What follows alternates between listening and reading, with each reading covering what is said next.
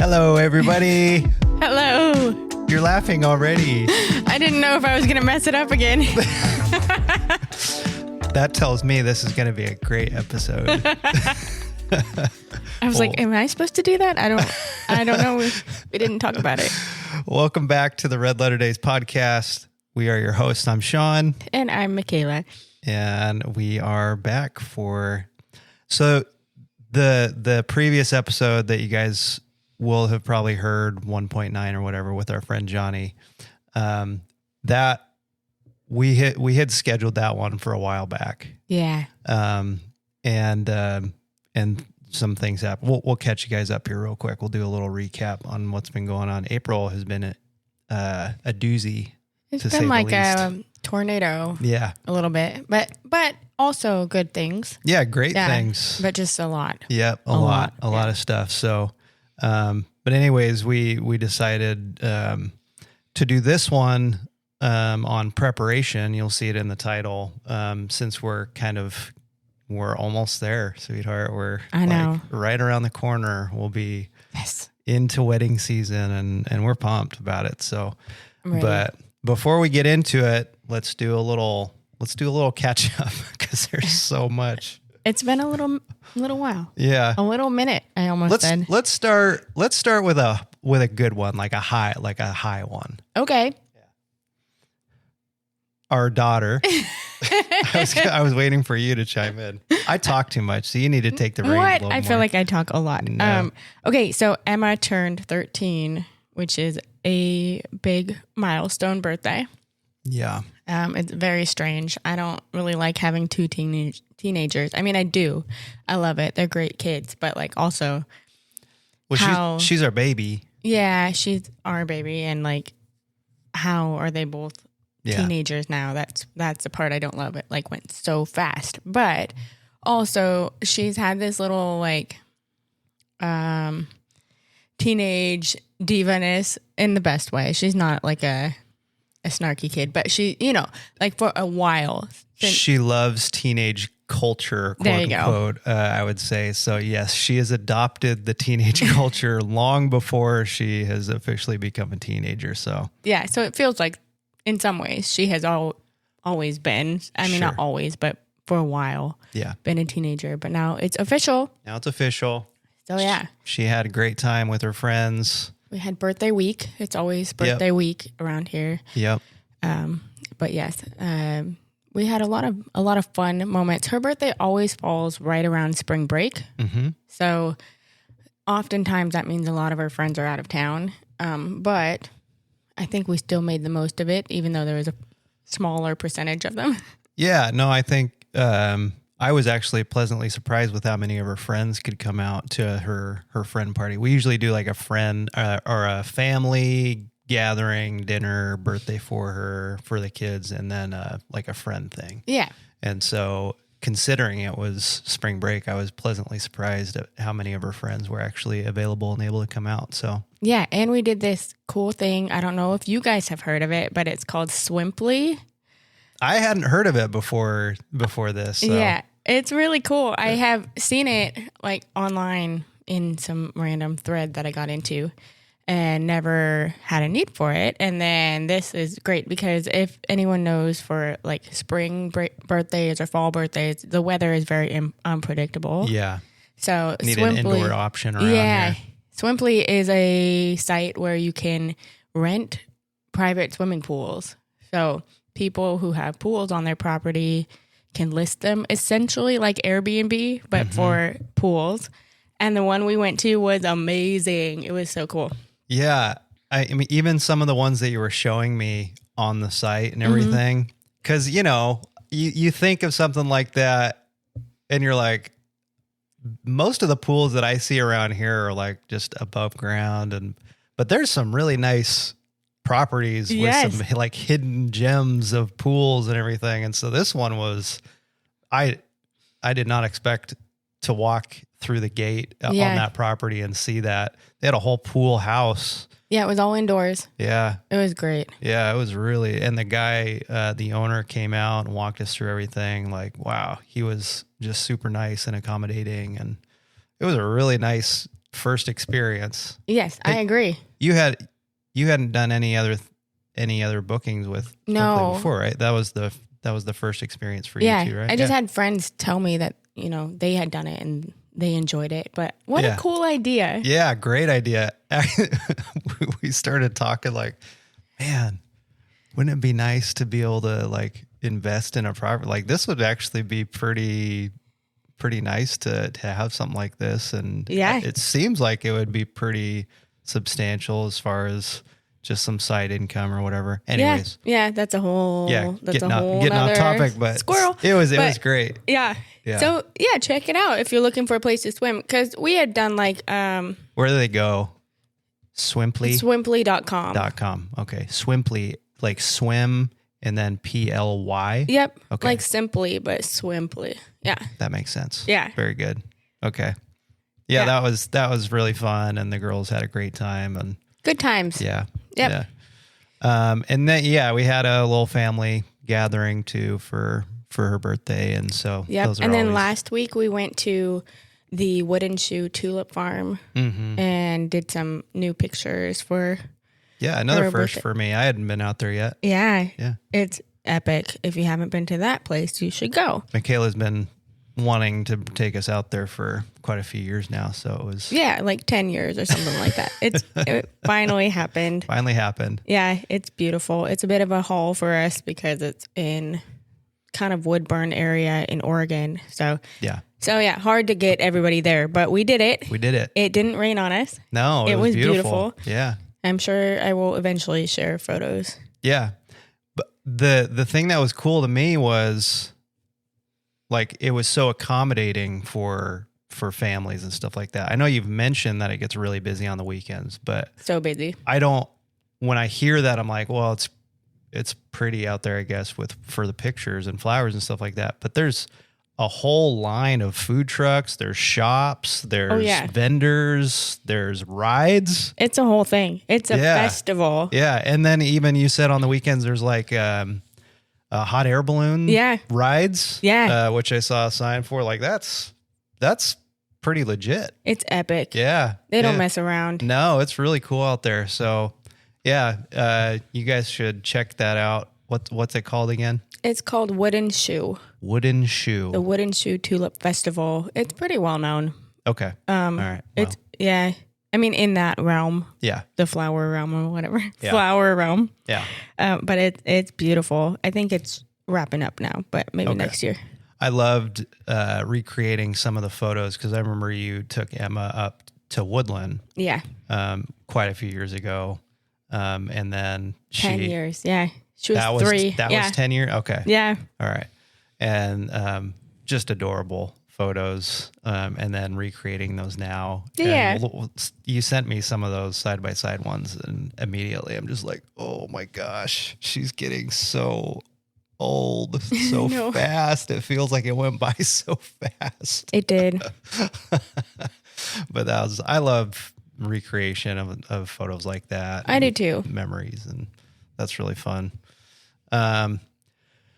So I'll do the downer one. Okay. And this really put everything, like pushed everything back for us because we had stuff planned.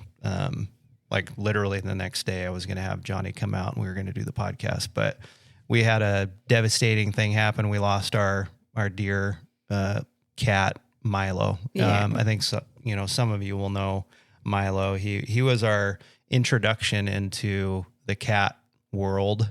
Emma got Milo on her 6th birthday. Yep. As a surprise. Our third wheel sister Raquel actually drove out and picked up Milo and brought Milo back to the house, and so. And we didn't have a name for him yet or anything. She brought him back and I got to meet him for the first time. I think Rylan was there too. Mm-hmm. I saw a picture of him too, holding Milo when he first met him, and he's so little too. Yeah. But he had this very pronounced M. He was a ragdoll cat, and he had this very pronounced M on his head. And like in his coloring. Yeah. And it just, the name Milo just came to my my mind immediately when I saw that. And so It was a good name. So I named him, but everybody was pretty on board with that pretty quickly. So Yes. Tell them his middle names. Socks. Yep. He had the cutest little white paws, and he would stand so proper on the corner of the tables or wherever, and he would put his little white paws together, and it just looked like he was wearing a pair of socks. Yeah, because his legs were not white. So no, yeah, like short socks, like just covering his toes on the front paws, and then the longer socks on the back legs and everything. But yeah, socks. Yep. I can't remember the other middle names. I think I deemed Rude his second middle name. You should elaborate. No matter how hard I tried, I could not get this cat to love me the way that I loved him. And so I was frequently calling him Rude. Yes, you were. Yep. And he was, but in the best way. He was a good boy. He had the aura, I guess, of just being like king of the world. Like everything belongs to him. We are his servants at his beck and call. When he wants to go outside, we let him outside. When he wants food, we feed him. All the things. And we are the peasants. Yes. Yeah. And if he decides that he wants to be close to you and lay next to you or even on you. Yeah. Ooh. That was a big deal around here. You are the chosen one. Yeah. Yeah. Exactly. Which was not me. Sometimes it was you. Very rarely. And then you had to cancel all plans for the day. Yep. Because the cat was on your lap. That's right. So I think that's a common across the board cat thing though in the cat world. If the cat decides they want to lay on you, you're done. You can't do anything. It's all over. Cancel all my plans. Cancel all my meetings. Clear my schedule. Yep. And then you clear the schedule and then he gets up. Yeah. Don't move. But yeah, those were some of his names. But yeah, he introduced us to the cat world. He was the best. Yeah. And this was really, really sudden and no warnings this time around. He did have a close call a while back where we almost lost him. Yeah. And we were able to get him back that time. But unfortunately this time he was ready to go home. And so that was a really tough night because Emma was up with me that night. Yeah, it all happened like in the middle of the night. Yeah, it happened in the middle of the night. I just happened to be up still, which I'm not normally. So I was thankful for that. Noticed there was something wrong. Emma sat with him while I called in, and they said, bring him in immediately. So it was just, there was no good news, unfortunately, when I brought him in and everything. So it was very sad. It was really hard for us. And so he will be dearly missed. He will be. Yeah. He was a great addition to the family. Yeah. And even Zoe was around and put up with him for a while. And yep. Zoe was our dog. Yeah. Our fur baby. Yeah. So it was unexpected. It was like, I don't know what it is, but when we lost Zoe 2 years ago, it was the same time. So it was like the week of Emma's birthday. So it was just once again, like, what is happening? You know? Yeah.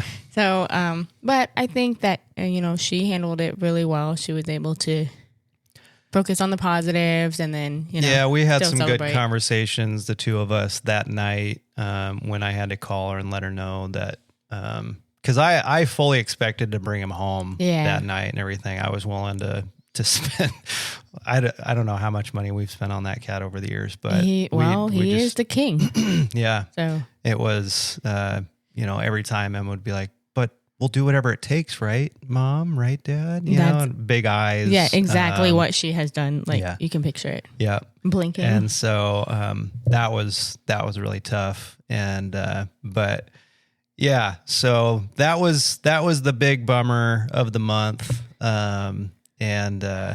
But yeah, she's doing well. I was really thankful because because we had those good conversations about it, and because we kind of focused on the positives and everything, she was still able to enjoy her birthday, with their family and friends and stuff like that. So yeah, that was that was the biggest, I think, update that I just wanted to share that kind of put things off for us. Cause obviously something like that happens, you're not feeling up to doing much of anything, let alone do a podcast or whatever. But we love our pets pretty hard. So yeah, I mean, I think that's probably pretty common. I mean, to introduce, a pet into the family. And I mean, me being the dad, and I've tried, I had dogs growing up. I didn't have any cats. Well, I guess we had one cat,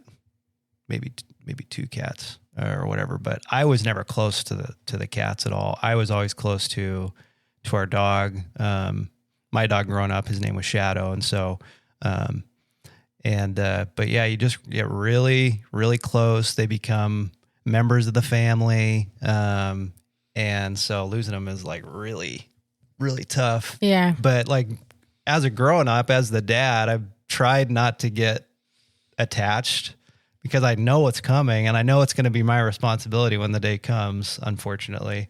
And so I try my best not to get attached, but they just wiggle on in there. I just love them. Yeah. Yep. They do. They just, except for the fish.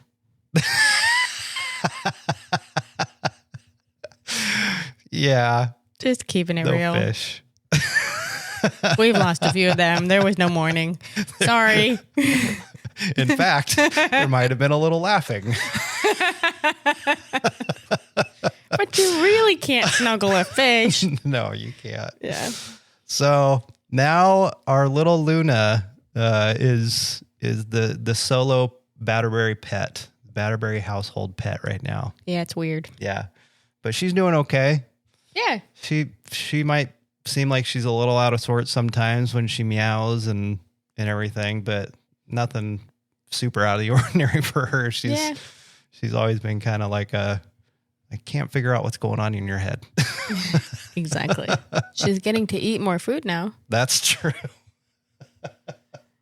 She doesn't have to share or Fight for it. Yeah. Wait for her moment. Normally Milo would just come and take care of both sides. They have their little automatic feeder and every time I would go in. So yeah. Anyways. But yeah, those are the big updates.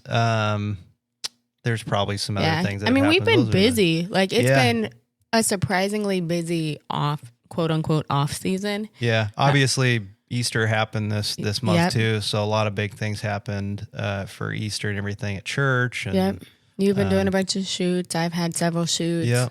Yeah. Yeah. Busy. We're doing it. Yep. Yeah. Which kind of helps. It does. It helps, but it just means we're that much closer to wedding season. I know. I'm so excited. Yeah. It does still feel like it's a little bit away, but like every day is one day closer. Yeah. Yep. Yeah. It's going to be a good one. Well, let's talk about prep. And this is our prep specifically. Yeah. This was when I did that poll a while back. Yeah. This was the second voted topic.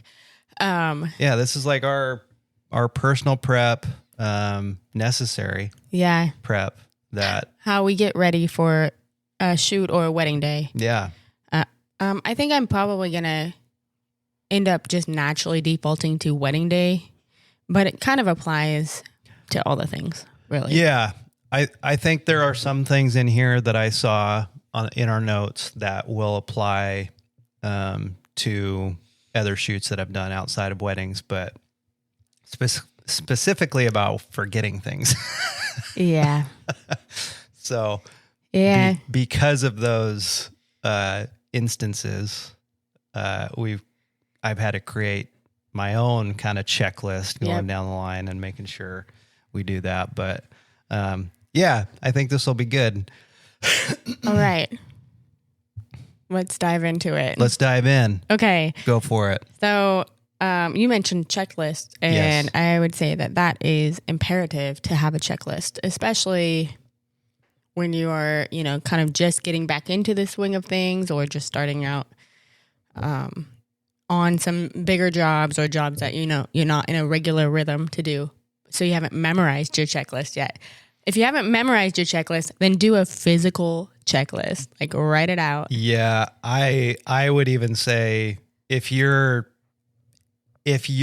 so confident, like 100%, I have everything, still do a checklist. Go through your checklist and make sure you have this. I guess we're speaking to our fellow photographer, videographer friends and everything in the industry, but there have been multiple times where I'm like, oh, like I got this. Yeah, I have all my stuff in the same spot every time, like 9 out of 10 times, or 99% of the time or whatever.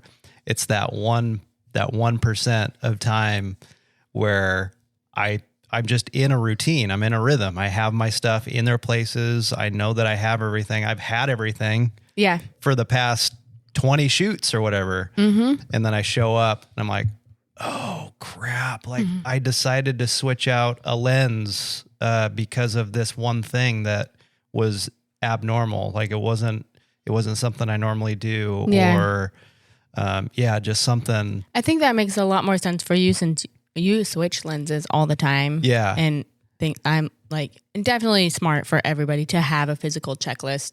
Yep. I do find myself when we are in like the thick of it where there's every day is the same thing. Like I will just immediately when we get back, put it all right where it needs to go the next day. Exactly.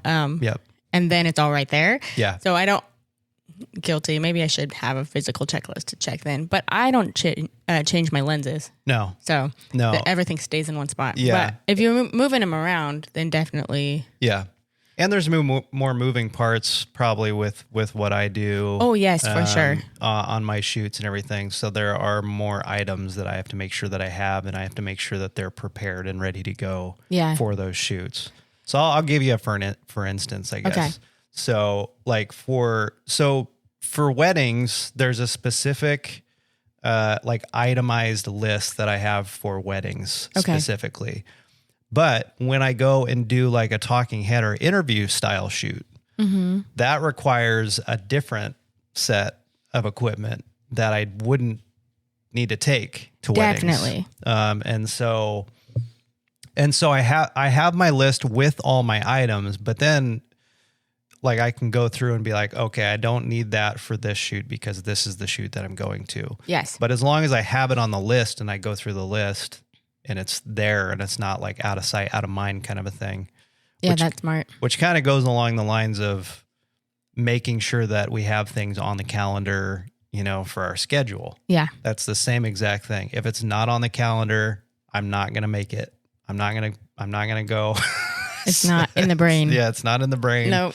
So that's the same exact thing. So sometimes there's been a couple times where I've showed up to a talking head interview style shoot and I haven't had my boom pole for my audio. Oh, yes. That's a big deal.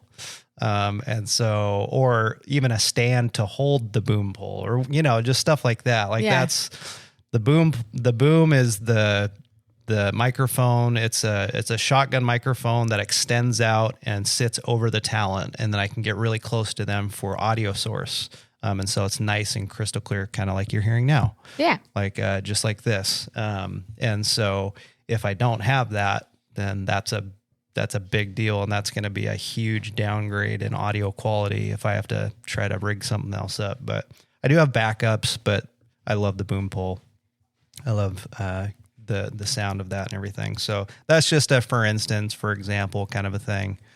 Yeah. And there have been times where both of us have had to run each other something that we have forgotten. Yeah. Like just the other day. Yeah.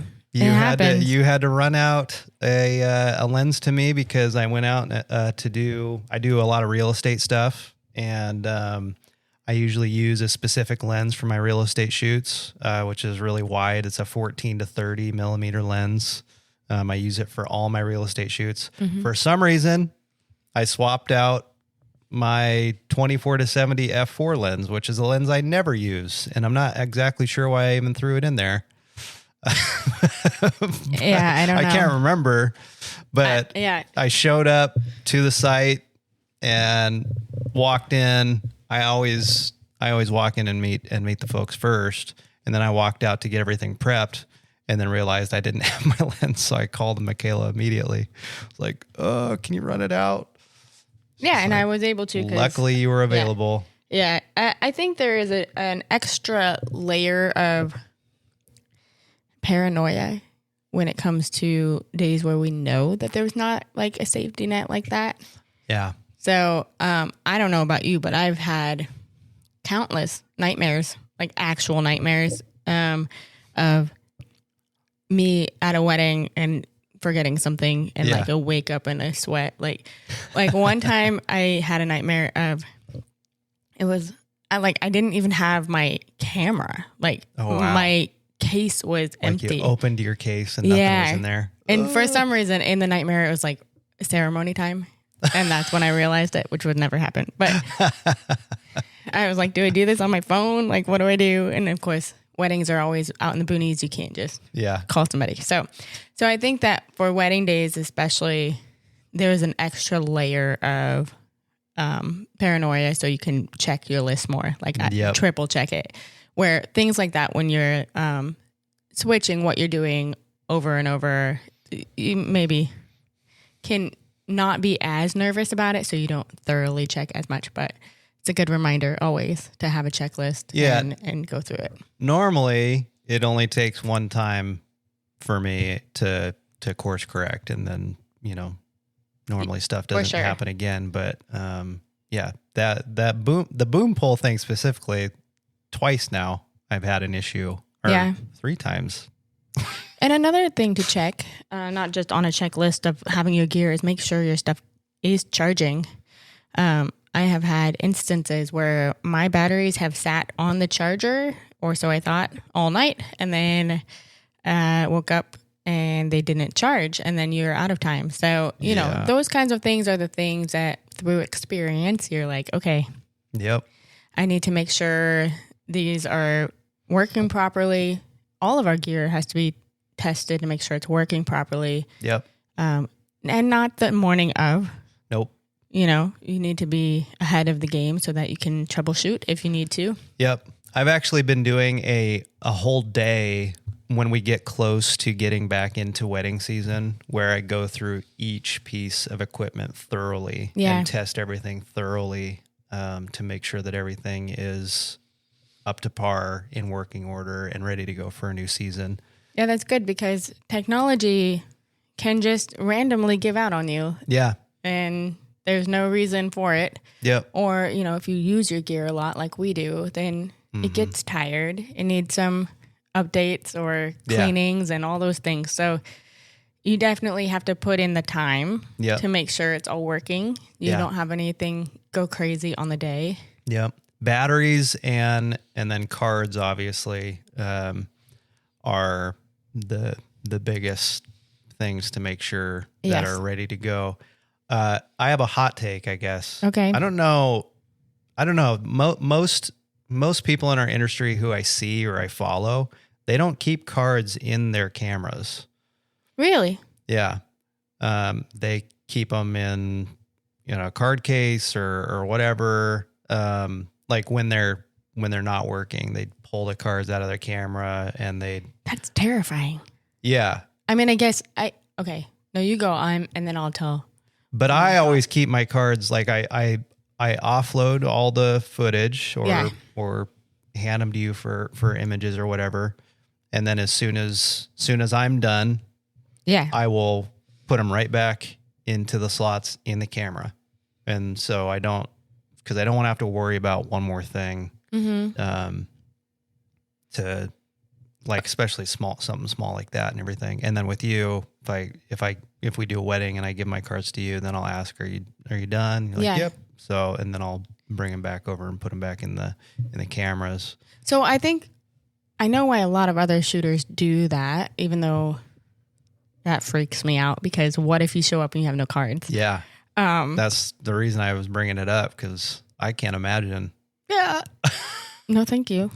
But our cameras are different than a lot of other cameras. So ours take CF Express or XQD cards, Yeah. where most other cameras have SD cards, Yeah. right? So I have seen several people online who are like, I have a specific SD card for every wedding and I don't format it or use it again until I've delivered that. So it's essentially another hard drive for them. Yeah. So they have like a catalog of them. Yeah. Which I say is, sure, that's great, but your SD cards are like a tiny fraction of how expensive our CF Express cards are. Yeah.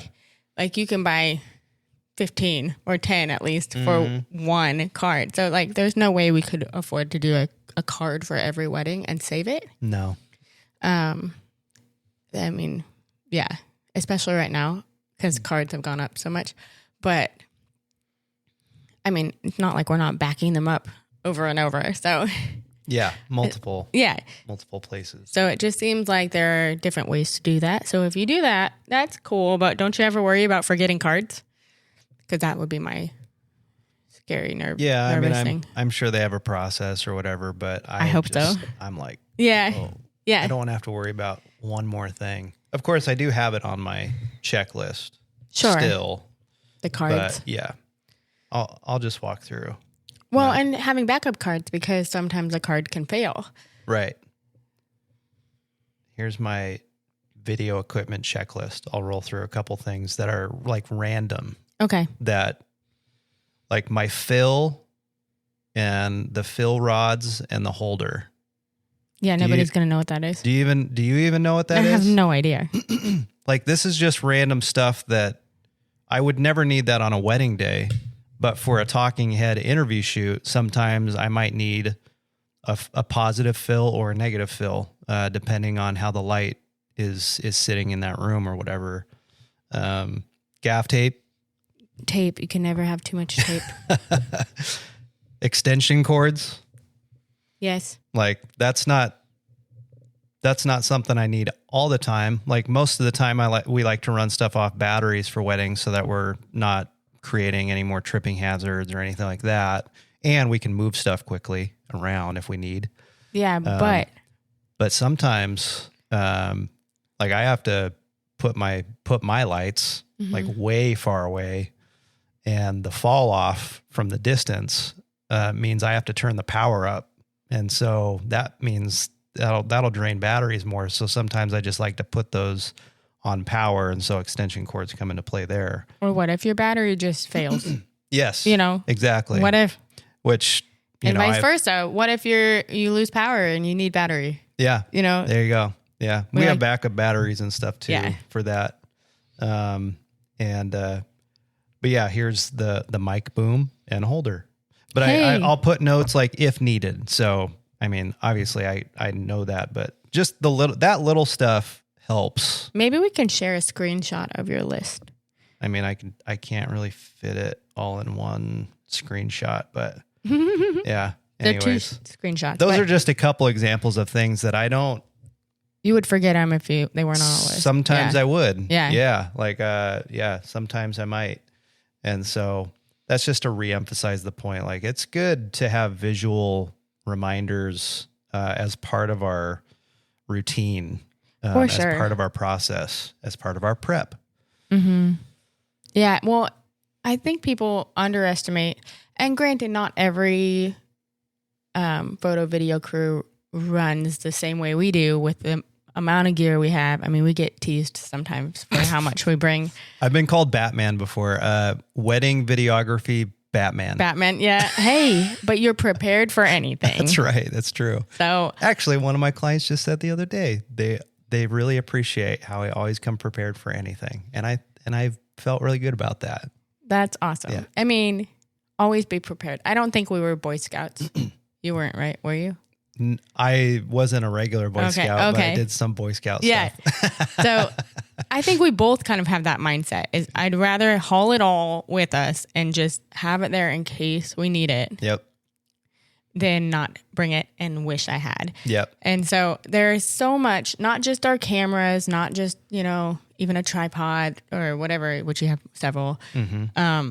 Not just audio. We have to haul lighting, and that's separate for both of us. So video light, Yep.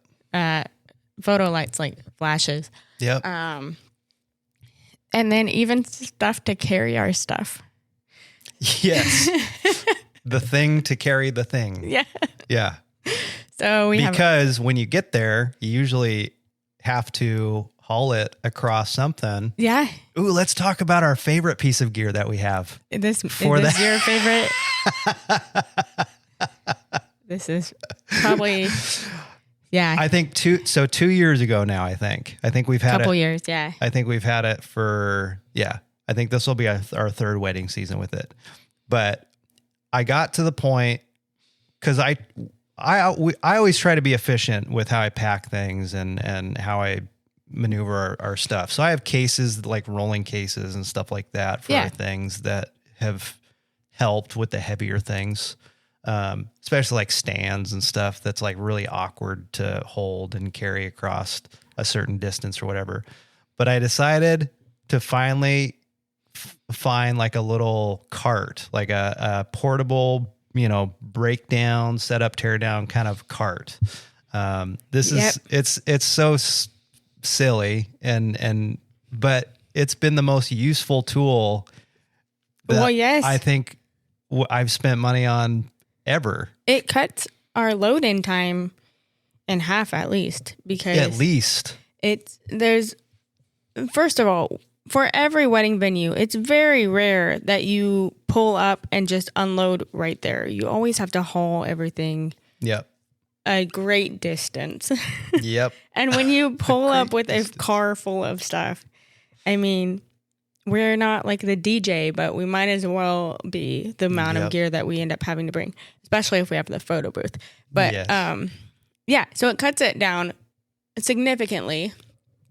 And it just, there's nothing like starting the day when you're like completely drenched in sweat because you just hauled several heavy things across a giant field, you know. So exactly, it helps with that. It helps your mindset too, because you're not scrambling. So it was a good investment. I think that I have seen more and more of them come out. Yep. There are like production carts and stuff like that that people have used for a long time, but for these simple, like this wasn't even $100. This is probably $70 or something like that to buy this. Oh man. Yeah. And I've even used it during the day in the wedding day. Cause I have a little lighter, more simplified setup now, but I used to have giant cameras, huge batteries, monitor on the tripod kind of a thing, huge lenses. Like it was super heavy. And I have 3 of them to set up for the ceremony and then haul them to wherever the reception is, kind of a setup. And it's not fun to carry those across the field, guys. and I feel so bad when I have to run off and do something and then I have to leave my second to, like haul those across or whatever. And it's like, you can't carry all 3 of them at the same time. You can barely carry 2 of them at the same time. Try as I might. Yeah. And so now that we have that cart, you can break down the tripod or, shorten the legs. And then you can actually just lay them in there carefully. But like they're all ready to go and they're still set up on the tripods. You just pull them out, extend the legs, set them up where you need them, and then you're good to go again. So it's been just a great tool to have. So if you haven't got one of those yet, I highly recommend it. Yes. And then I would add a little note to that though, because actually this is a note and a request, because with all of this gear comes a lot of cases and stuff that carry the gear, and it is not the most pleasing to the eye, especially when you're trying to have a really pretty, clean wedding aesthetic. Yep. And oftentimes at venues, there is nowhere to put that. Yeah. And so by default, everybody always tries to cram everything by the DJ booth because he usually has a table. Although a lot of DJs have like their own setup now that's really clean and pretty. And so they do not want your stuff there. And I don't want it there. I don't either. Yeah. But that's like kind of like the where else do I put it thing. Yep. So same with, like we will often put the cases back in the cart, but then still it looks like unfinished if that's just sitting out, you know. So Yeah. we'll try and find a corner to put it in or whatever. But then we did come up with, Yep. this was your idea too, bringing our own table Yeah. and tablecloth. Yep. Little folding table. Yeah, to Yep. put not in like the main room, but No. somewhere off to the side Yep. where we can use that as like a staging area Yep. to put, I mean, especially for you guys, like you put your gear together and it takes a minute. You have to have some space to do that, you know? So yeah, it's been really nice to have the surface to be able to set up, build our cameras out, that kind of stuff. yeah, Have the drone ready to go, have a secondary camera, this just stuff sitting on top ready to go. Yep. And then be able to hide our cases underneath because of the tablecloth. And it looks really clean. It does. And a lot of people have mentioned that it's really nice. Yes. You know, it's obvious we put effort into that. So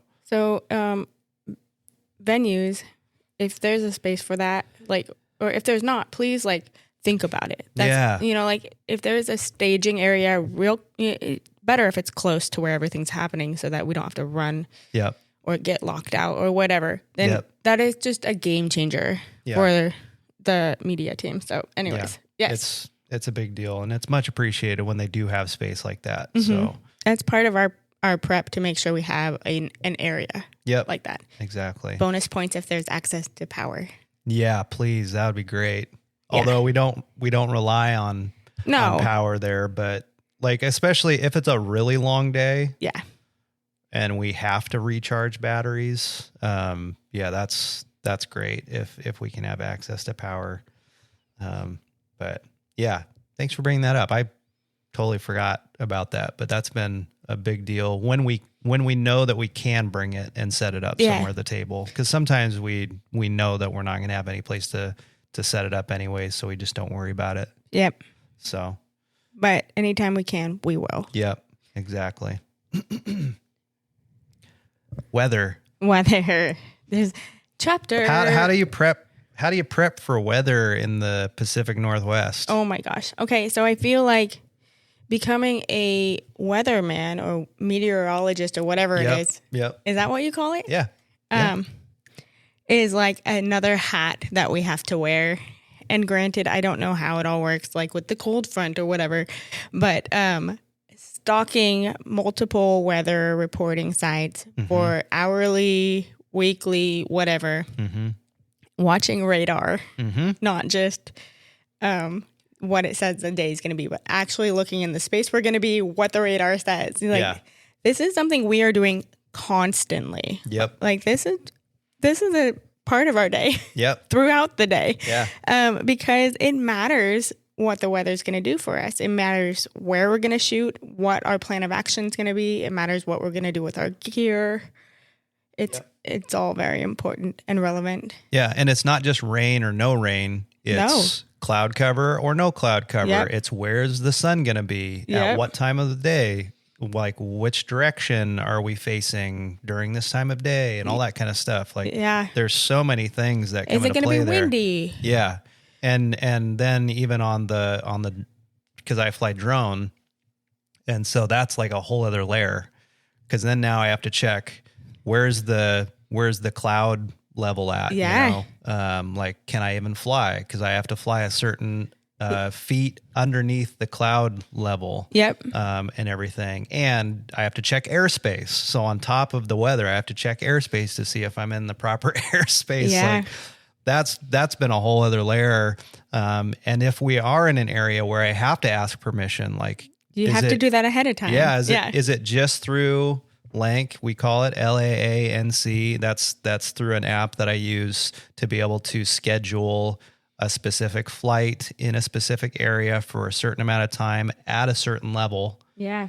AGL, which is above ground level Yeah. flight with my drone. Like I have to go through now the length through the app that I use, that's instantaneous. So that's not that big of a deal. But if we are in a restricted airspace where I do have to get permission, where I have to call into ATC or whatever to get permission, that can take a decent amount of time. It's And true. So I'm a rule follower.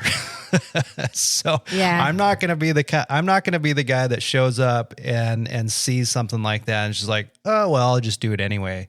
Like that's never going to be me. Well, it's illegal. Yeah, exactly. And I get so frustrated with people that just do things because they don't care. They feel like the rules don't apply to them. Or they're not going to get caught. Yeah, So why not, yeah. And that has continued to make it harder and harder for us drone pilots to operate in freedom without having all these restrictions and all these regulations all the time.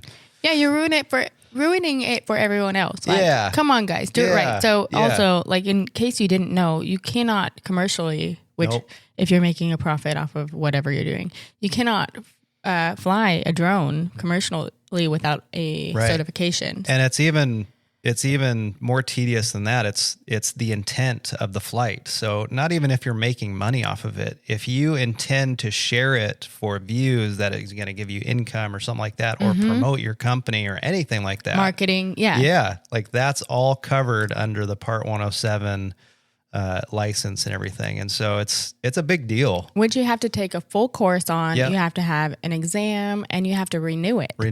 Yeah. So, every 2 years. So yeah, just there's a little tidbit that makes sure. And you have to register your drones. Oh yes, that too. Yeah. And so there's a whole other world that I've invested in for that kind of stuff, but it's a service that I love to provide. And you're so good at it. Oh, thanks.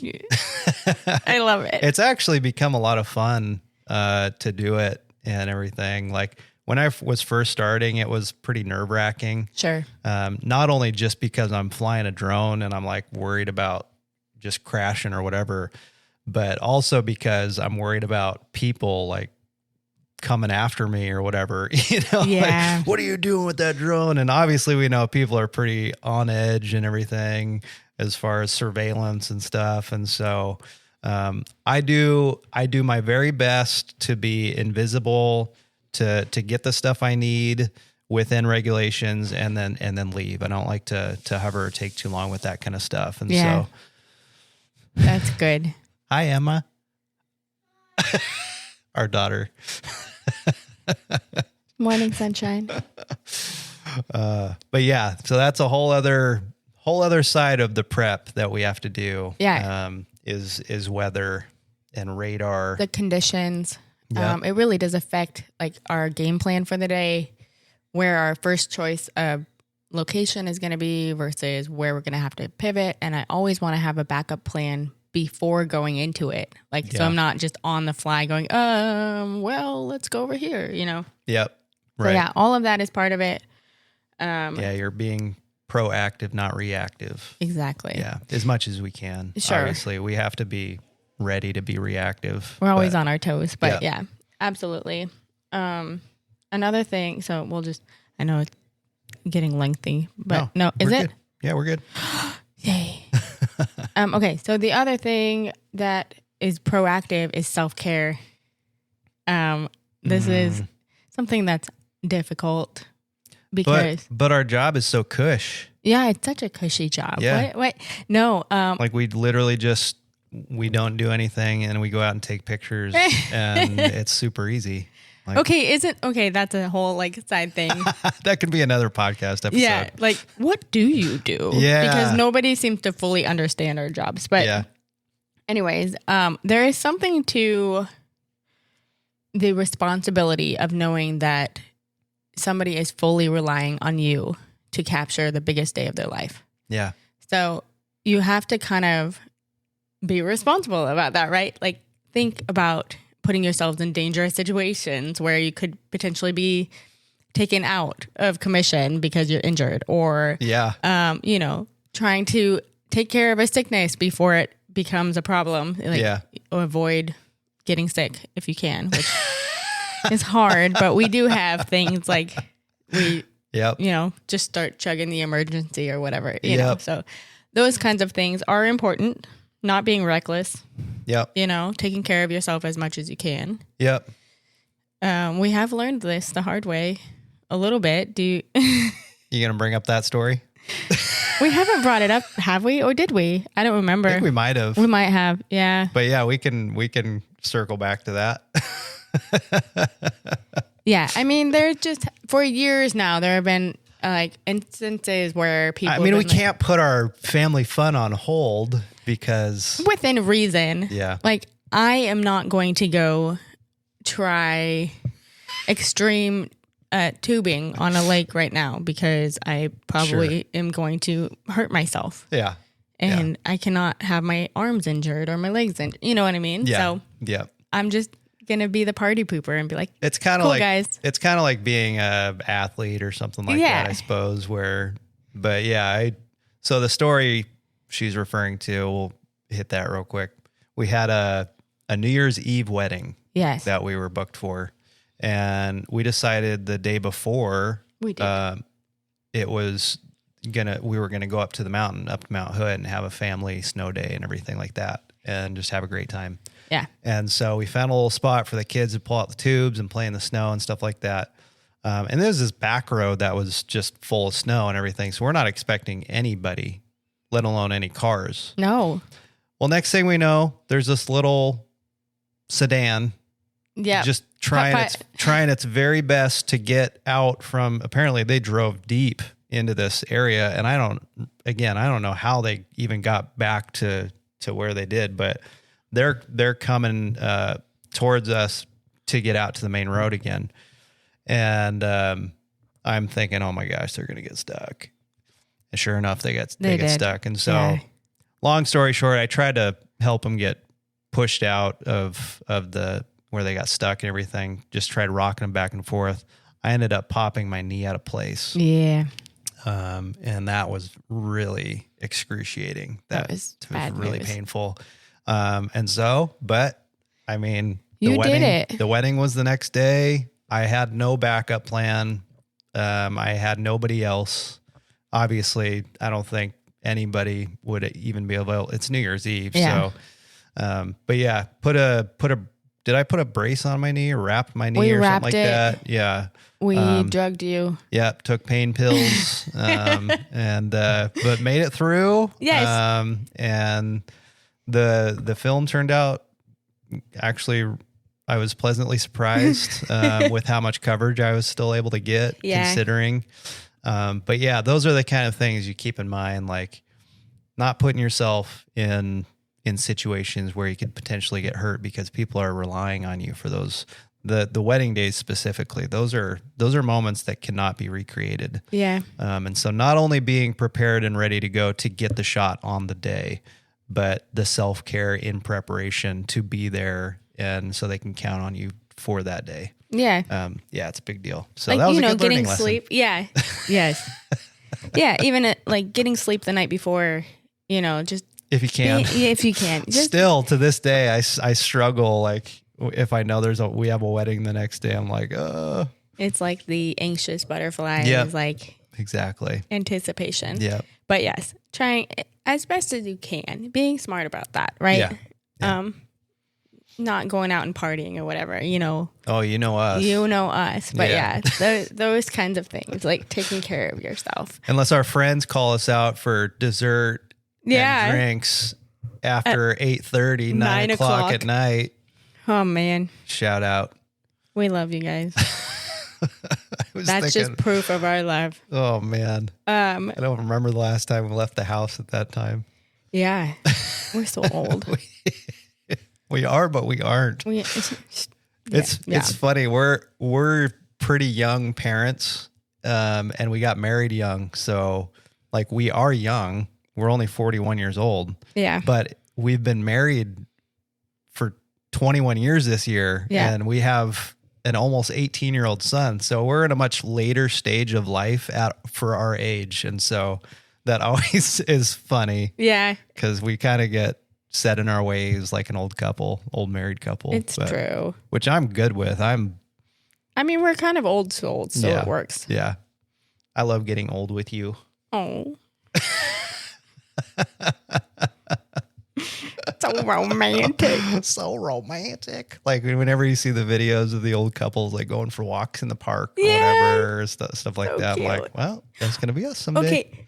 Have you seen the, it's like a meme. It's a side by side of like what it was to be like a 45-year-old woman in the 90s versus now. Like, Uh-uh. it's like the Golden Girls, Oh, yes, yes, yes. what they Like, dressed yeah, like, yeah, yeah. you know, whatever, Yeah. versus now. Yeah. Like, I feel like maybe our souls are closer to those. I agree. Like, I agree. even though Yep.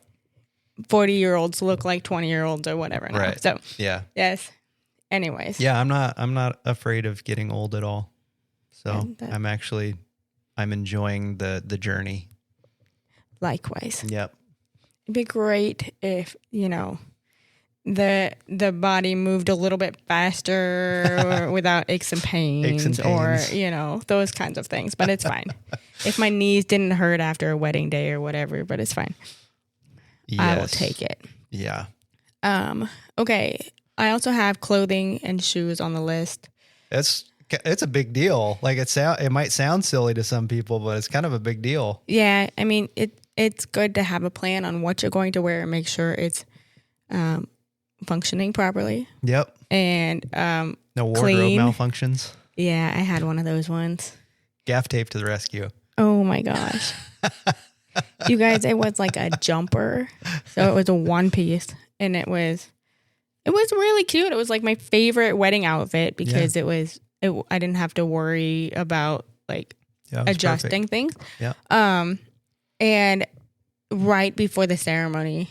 Okay.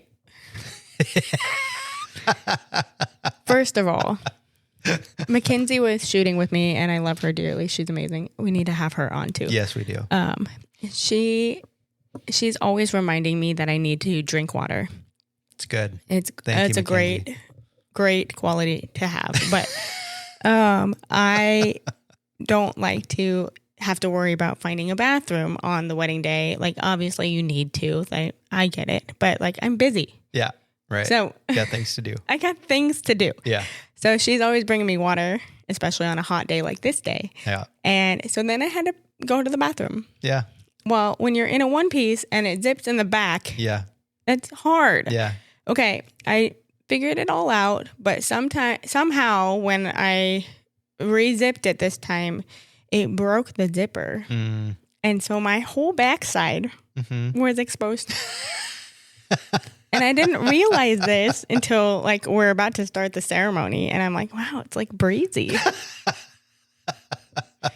And the ceremony was separate from like all of our stuff, Yeah. separate part. Yep. And so I had to quickly ask, I think it was the DJ, if they had gaff tape, because ours was not even there, and give me a long strip of tape. And we just taped me up. Yep. And it did hold, but Yep. yeah. Not ideal. Not ideal. Yep. And I should have probably had a backup outfit, but I don't think of that. I mean, yeah. Backup outfit, Why? but I guess Not a bad idea. another next level of preparation. If I wear another jumpsuit, Yeah. I will bring a backup outfit. Well, you found a solution now, didn't you? With your new jumper? Oh yeah, there's a new one from Halara Yeah. that has like how do I explain this? I mean, the female audience will understand. So the back side of it looks like a jumper. It Yeah. is a jumper. It's all connected in the front, but the back side has like a stretchy waistband in the back, and a hidden seam so that you can pull the backside down without having to unzip it. Yeah. It's genius. Yeah. But Genius. yeah, Perfect. I could have used that. Yeah.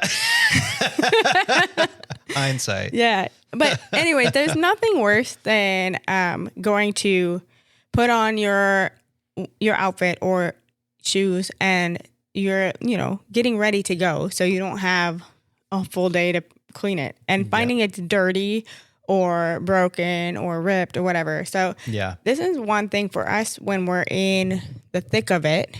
Our Into the shoes. thick of it. Yeah. Into the thick of it. Wow, that was like everywhere during COVID. Okay. So when we're in the thick of it, Yeah. we wear shoes. Like, we have different shoes for different levels of formality for weddings, but a lot of the summer ones are outdoors in like dirty area, not dirty, but like nature. Yeah. So you're walking around in fields or whatever. Our shoes get dirty. Yeah. And Really they don't bad. look nice anymore after one full day of trekking around all the fields. Yeah. So if you're doing back-to-back weddings and then the next day you go to put on your shoes and they look like you just stomped through the mud, Yep. no good. Yep. No That- good. Something you need to check out before that. Yep. If it's just dust, take an air compressor to it. Oh, that's smart. Yeah. So I got a little handheld one, but I have our air compressor in the garage, so I can do that if it's just dusty. But if it's muddy, Pressure washer? sure. Then you just need time for it to dry. Perfect. No, but I have found, we've both found sets of shoes that kind of fit that. They're casual yet classy. Yeah. But they're comfortable. That's the important things. When you're on your feet for 10 plus hours of the day. Plus carrying an extra Yeah. 15 pounds of gear. Yeah. You need comfort, you need support and everything. And so, yeah, we found some decent shoes for that and everything. Of course, we got the nicer stuff. Like I got my boots for nicer, and even my dress shoes now. Yep. When I have to go work for Josh. Yeah. Because he's a fancy boy. He's a fancy boy. How do your feet feel after those days? Those are nice shoes, actually. Okay. So no complaints. Yeah, no I feel like complaints. maybe guys have the leg up there because women's like nice shoes or very formal shoes are, I don't know, maybe other people have found solutions. I have not for formal shoes, for women's shoes. Yeah. Maybe I just need to wear the dude ones. Yeah. Do you think they make them in my size? Yeah, maybe size 3s. Maybe. But You'll have to go to the junior section. I'll go to the little boys. And then they won't have the support. No. See? Yeah, that's the problem. Okay, so another thing that we do for prep is just a lot of communication with our couples or families or whoever we're working with. And we've talked about this before, but the questionnaires, our notes that we share, that we just have everything in one place so that it's easily referenced and accessible on the day is so helpful. And also make sure that you download anything to your phone before you get out of service range. Yep. Make sure you just kind of anticipate the worst case scenario. Like if I had no power, no weather, or no good weather, no service, what would I do? And prep for that. Yeah. Something that I got to give props to Emma Berman real quick, because something that she's done for us for a while now is create a really pretty little timeline that we can use as our wallpaper on our phones. Oh yeah. She does which that. has Nice. all the time and everything. And that's from your timeline that you send out to all of us. But she takes the time to make a really nice, pretty one. So all you have to do is just grab your phone. Just look at it. Yeah, and then it not wakes open up, and then you can see it real quick. Yeah. That's been really, really nice. So shout out, Emma. Good Nice. job. Thank you. Debbie. So that, and also like studying it before you're there. Mm-hmm. I mean, oftentimes I will finalize the notes a day or two before. Yeah. Of course, we start them way before that, but that's when we like really start studying them. Right. And then even when we're driving to the wedding, we're verbally walking through the day. We're verbally confirming things that we need to keep in mind, sensitive situations or goals that we have. That's mostly for me because I have a really short attention span. And if she tells me too far in advance, then I'll forget everything. Well, in your defense, we do a lot of weddings. We do. So it's really easy to mix details up. So, but I'm not naive enough to not admit that's just not one of my strengths. Well, same. So it's okay. But all of that is something to do like a refresh on at least right before you're going into it. But don't make the first time you're looking at it be right when you are going there or get there. Yeah. Because that's not going to work out for you. Yep. Exactly. Yes. And one other thing, probably the last thing, unless you have another one to add, is like real talk. Like, Yeah. we touched on it in the episode with Johnny just a little bit, but the imposter syndrome is real. So it's not uncommon for at least myself, I don't know about you, Oh, yeah. to have moments where I'm like, do I remember how to do this? Do I even know what I'm doing? And I just start looking for inspiration, or how. I've actually not too long ago typed in how to pose a wedding couple. Yeah. You know? Yeah. But I've been doing this 15 years. Yeah. I just like searched that. Yeah. And then, I mean, oftentimes there's reassurance in the fact that everything I'm finding is stuff that I already have done or whatnot. But sometimes you're looking for something new and refreshing, and just fighting that inner voice of like, you're just like stale and you don't have any cool new ideas and you're not, and that is I'm assuming a very human nature, but also the nature of the creative mind to not want to be stuck, to always want to be giving your best or creating new exciting things. And so that's something. It's staying relevant too. Yeah. Like that's all part of the journey and everything with a vastly, and very fast growing industry and everything, and ever changing. Ever changing. And, but yeah, that happens to me all the time, especially for things that either I have a large gap in between when doing them, like weddings, or specifically shooting photos with you at weddings. That's true. 'Cause I don't do that nearly as often. And so every time when I know what my responsibilities are going to be on those specific days, I'll look up poses for groomsmen, just like fun kind of inspirational stuff like that. And I'll comment all the time, I don't know if I remember how to do this. The same. That kind of stuff. That's our running joke. Like, do we think we can remember this? Yeah. But something that has been helpful, like we just did this the other night, is pulling up, and me specifically, but pulling up old highlight films. And just remembering the joy of the couples that we've been able to be a part of in the past, and the films and how they came out and how they turned out and everything. Yeah. And I'll watch them, and I'll still be surprised by some of the things that are in there, or, the dialogue that's in there, and I'll have forgotten or something like that. That stuff is fun to not only reminisce, but it also reminds me of who we are. Yeah. And who we've built Red Letter Days to be. And so that is an encouragement for me to know that we're still getting bookings, we're still getting to meet new people. We're still getting to do what we love, even after all these years, after all we've been through, and all that kind of stuff. And so not only do we reach out for outside inspiration, but I am encouraged whenever I look back at some of our old work and everything, and reminded of the couples that we've been able to work with, and watching those old films and stuff like that. It's so good. It's a good reminder that we are exactly where we're supposed to be. The product we deliver, quote unquote, is exactly a representation of who we are. And then in turn, it's a representation of who the couple is and stuff like that. And so I am encouraged in that, but that's really good. Yeah. Yeah. I think it's so easy to compare yourself to other people and other, artists. And it's really not fair to yourself to do that, because they're on different paths, different journeys, and they're in different spots. And and it's a healthy balance too in that. Yeah. Because I think there is a certain health to doing that, because that will always push you to become better, or to think outside of a box that maybe you've put yourself in, that kind of stuff. But like, find inspiration. Exactly. There's a quote that I heard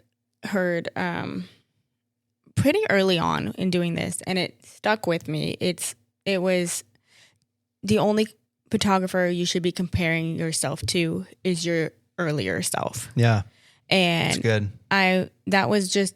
It stuck with me, because while I love, like you said, looking for inspiration in other places, maybe being inspired to learn new things, like new lighting tricks or new whatever it is, because we should always be learning and growing. Yeah. But the most growth, where you should measure your growth, is looking where you've come. Right.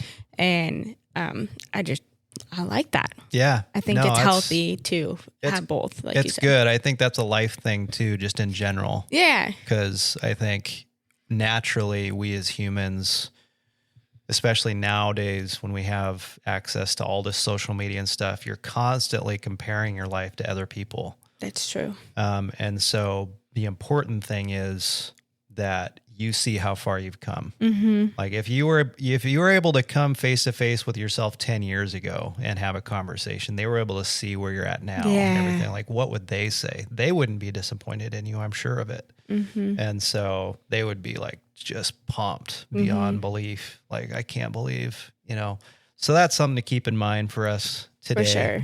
That's a good note to end on, I think. Yeah, that's a good one. Hopefully this was helpful to our listeners. It was helpful to me. Maybe. I mean, it's nice to just chat about it. Yeah. And I think there's a lot of aspects into preparation that people have no idea. Right. Exactly. Yeah. How much actually goes into it. Yeah. And everything. There's a lot every single time. Yep. It's not just a prepare once and then you're good to go. Yeah. It's every single time before every single shoot. So true. Yep. And after, maybe we'll get to that someday. All of our post work. Oh yeah. That's a whole other beast. Yep, it is. Holy moly. All right, guys. Yeah, anything else? No, I think I've talked long enough. I think it was a good episode. Oh, good. Yeah. And it was really good, literally in preparation for the wedding season that's true. just around the corner. So I need to go check my checklist. Yep. Lots of good reminders. I was just looking at my checklist. I'm like, there's things that I need to pull off of here. There's things that I need to add into there. Yeah. It's been a while since I've actually gone through and edited the things, but yeah, excited for the upcoming wedding season. Yes, me too. Love you so much. Love you. All right. Bye, guys. Thanks for tuning in. Thank you. We'll see you in the next episode coming up at some point in the near future. Bye. Bye.